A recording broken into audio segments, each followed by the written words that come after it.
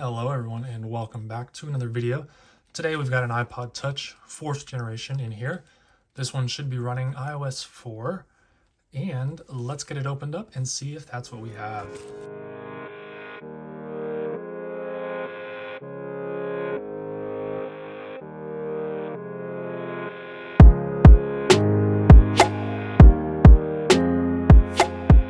And here it is. This is actually a 32 gig model. I did not remember how much capacity this one had, so I didn't want to say the wrong thing. But it's got a screen protector, which I guess is good. Hopefully that means the screen underneath is close to flawless. Let's try to power this thing on. Nothing.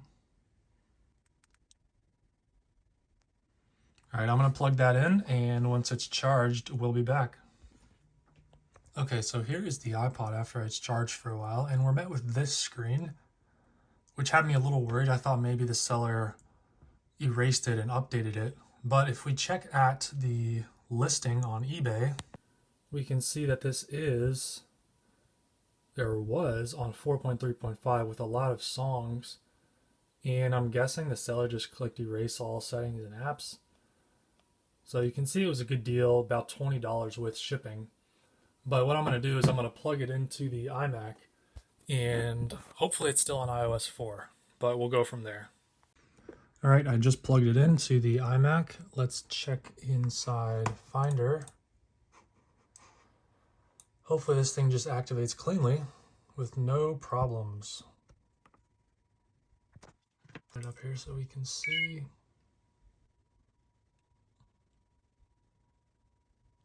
All right, come on. I think it's got a bad, holy cow. I think it's got a bad charging port. It just like won't stay connected. Stop. All right, let me get this figured out. All right, finally got this thing activated. So, all right, I'm gonna unplug this. My goodness, that is obnoxious. Okay, here we are. Why does this look blurry? Mode I hate. Okay, that's annoying. All right, here we are. iOS 4. Yeah, it is iOS 4. If we check in settings, general, and about 4.3.5. Not the best version of 4, but still, I'll take it. Nothing on here.